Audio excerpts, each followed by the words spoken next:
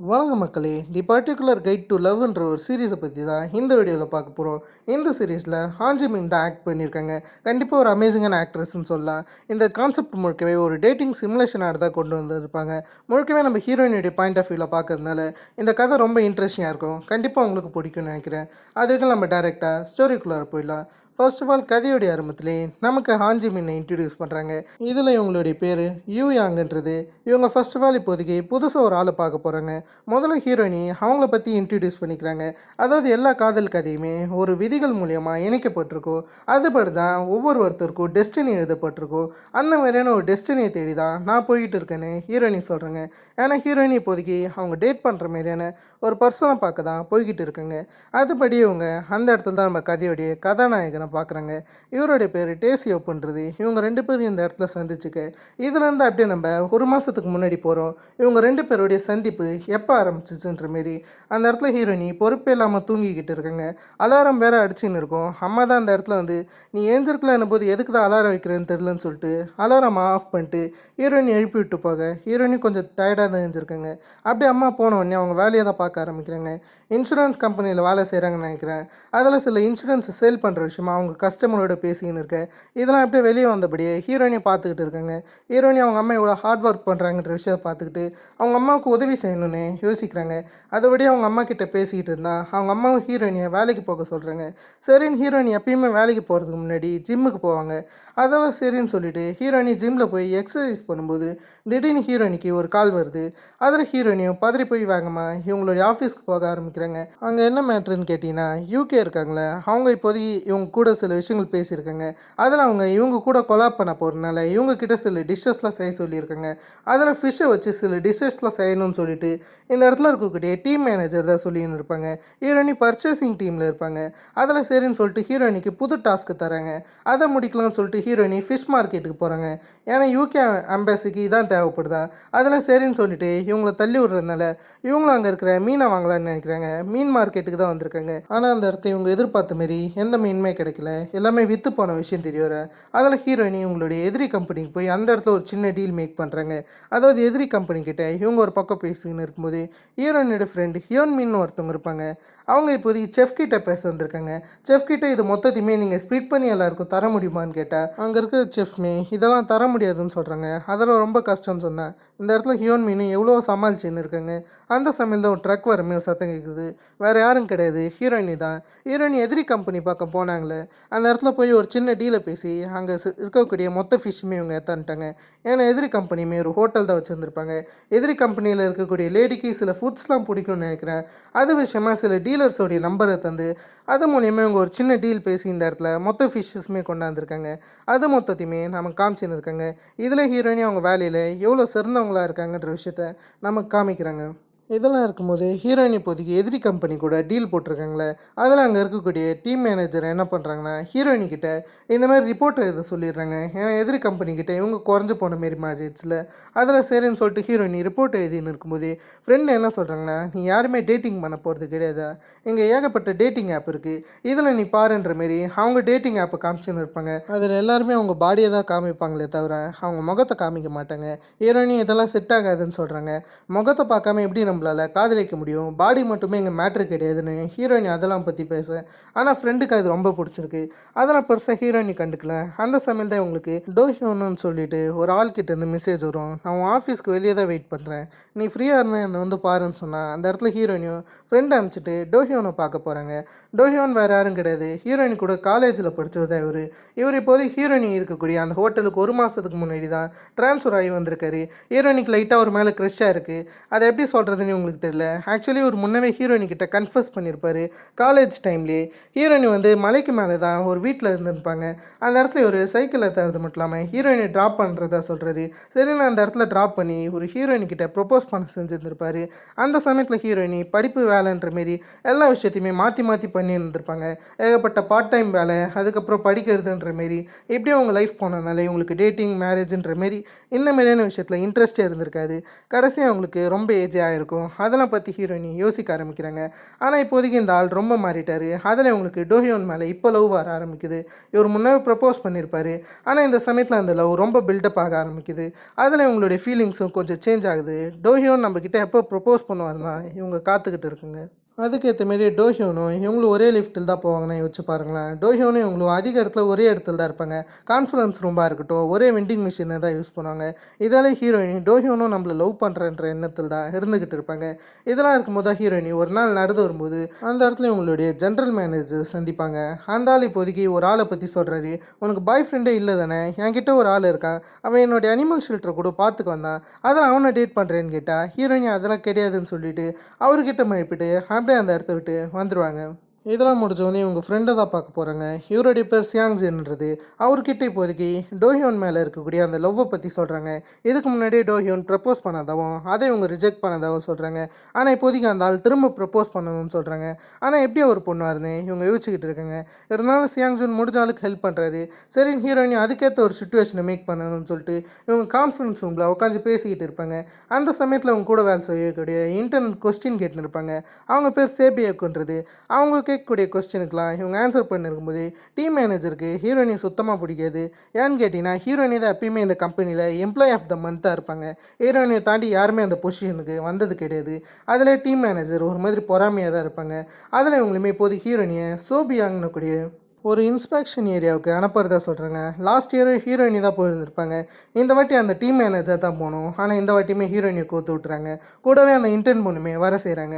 கடைசியாக தான் ஹீரோயினை பார்த்து பேசுவோமேன்னு சொல்லிட்டு இப்போதைக்கு அந்த இடத்துக்கு டோஹியோன் வரது மட்டும் இல்லாமல் ஹீரோயினிக்கிட்ட என்ன சொல்கிறேன்னா, நானும் இன்ஸ்பெக்ஷனுக்காக சோபியாங் வரைக்கும் வரணும்னு சொல்ல ஹீரோயினிக்கு லைட்டாக சந்தேகமாக தான் இருக்குது. நம்ம சோபியாங்க்கு போகிற விஷயம் இவனுக்கு எப்படி தெரியும்னு சொல்லிட்டு சரின்னு சொல்லிட்டு ஹீரோயினி அழகாக மேக்கப் பண்ணிக்கிட்டு அப்படியே சோபியான்னு கூடிய அந்த ஏரியாவுக்கு வராங்க. அந்த சமயத்தில் ஹீரோனுடைய ஃப்ரெண்ட் ஹியோன்மீனுக்கு டோஹியோன் மேலே லைட்டாக கொஞ்சம் சந்தேகமாகவே இருக்கும்.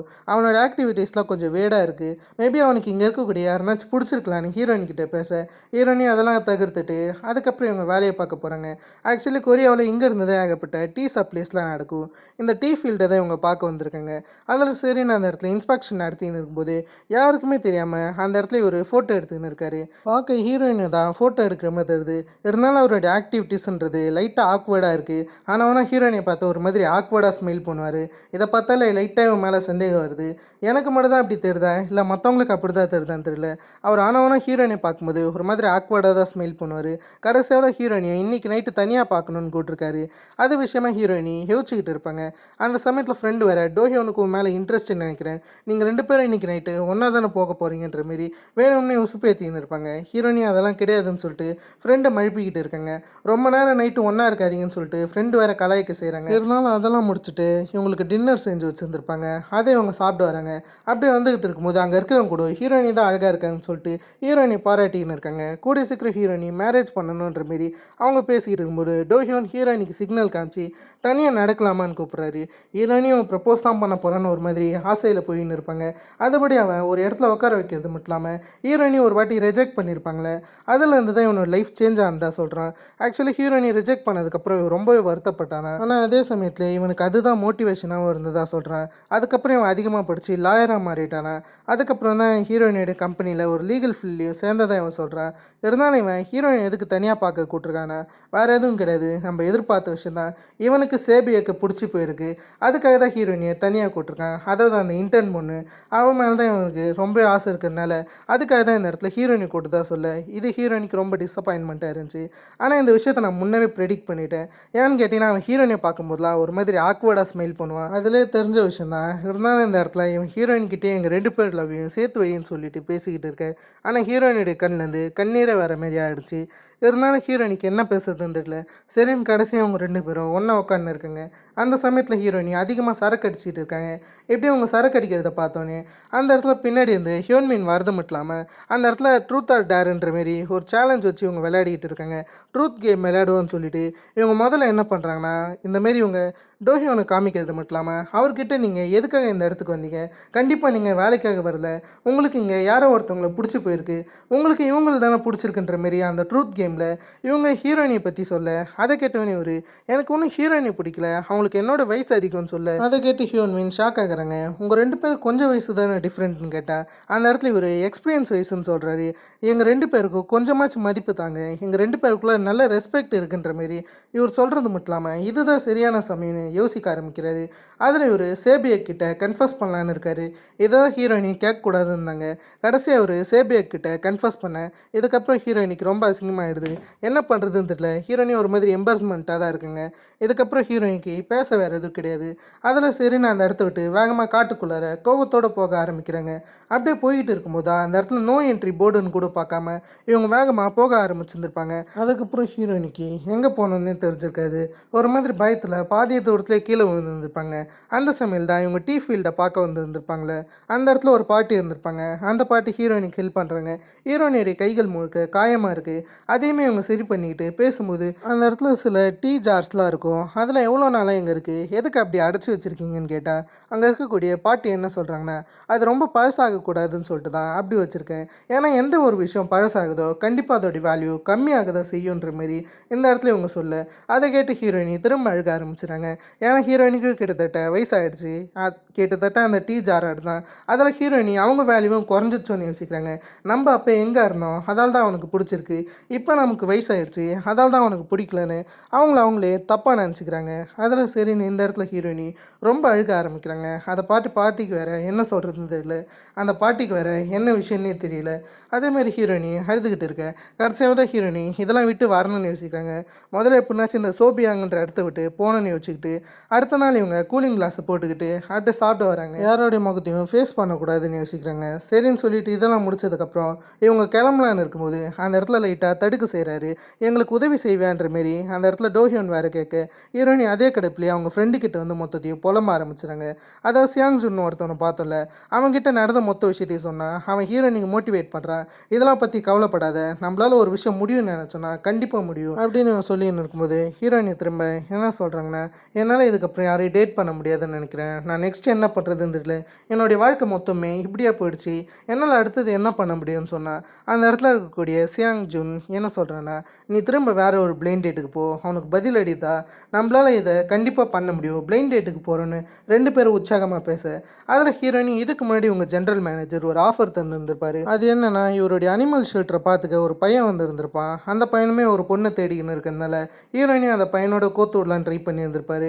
அதுக்கு ஹீரோயினி இப்போதைக்கு அக்செப்ட் பண்ணிக்கிறாங்க. அதில் அவர் ஃபிக்ஸ் பண்ண அந்த பிளைண்ட் டேட்டுக்கு இப்போதைக்கு ஹீரோயினி போகிறதா சொல்ல சரின்னு சொல்லிட்டு இவங்க அப்படியே போகும்போது தான் நம்ம ஆரம்பத்தில் பார்த்த அந்த சீன் வருது. சரின்னு அவரை ஹீரோயினி பார்த்துக்கிட்டு அப்படியே டின்னருக்கு போகிறாங்க. அந்த இடத்துல போய் ரெண்டு பேரும் ஒருத்தரை பற்றி ஒருத்தர் பேசுகிறாங்க. ஹீரோயினி அவர் கூட க்ளோஸாக பேசினா தான் கனெக்ட் ஆக முடியும்னு யோசிப்பாங்க. ஏன்னா முன்னாடி பிளைண்ட் டேட்டுக்கு என்னெல்லாம் தேவைன்னு இவங்க செக் பண்ணி இருந்திருப்பாங்க. அதில் ரெண்டு பேருமே ஒருத்தரை பற்றி ஒருத்தர் தெரிஞ்சுக்க அந்த சமயத்தில் அவருக்கு டாக் பிடிக்கும்னு தெரிஞ்சுக்கிட்டு அவர்கிட்ட இருக்க டாக் ஃபோட்டோஸ்லாம் பார்க்குறாங்க. ஆக்சுவலி இங்கே இருக்கக்கூடிய இந்த ஆளுக்கு டாக் பிடிக்கும், ஆனால் டாக்னா அலர்ஜின்னு சொல்கிறாரு. ஹீரோயினி பரவாயில்லன்னு பேசிகிட்டு இருக்கும்போது டேசியோப் கிட்ட கடைசியாவது ஒரு கேள்வி இருக்கிறதா சொல்கிறாரு. ஹீரோயினி அவனுக்கு நம்ம மேலே ரொம்ப ஆர்வம்னு நினைக்கிறேன்ற மாரி கடைசியாவது என்ன கேள்வி இருக்குன்னு கேட்க அந்த இடத்துல இவர் என்ன கேட்குறான்னா, நீங்கள் கல்யாணத்தில் எதனாச்சும் இன்ட்ரெஸ்ட் இருக்கான்னு கேட்குறாரு. டேட்டிங் பண்ணுறவரை கல்யாணம் பண்ணுவீங்களான்னு கேட்க 저는 결혼하고 싶어요. 순타는 개뿔. ஹீரோனிக்கு இது ரொம்ப ஃபாஸ்ட்டாக ஃபீல் ஆகுது. இவன் ஸ்ட்ரைட்டாக டேட்டிங்கை விட்டுட்டு மேரேஜுக்கு வந்துட்டானேன்னு ஹீரோனி ஒரு மாதிரி முழிக்க ஆரம்பிக்கிறாங்க. இதுக்கு என்ன பதில் சொல்கிறதுன்னு ஹீரோனிக்கு சரியாக தெரியல.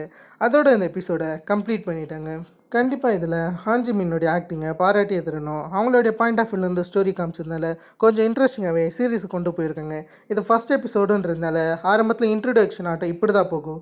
போக போக தான் எபிசோட் சூடு பிடிக்க ஆரம்பிக்கும்.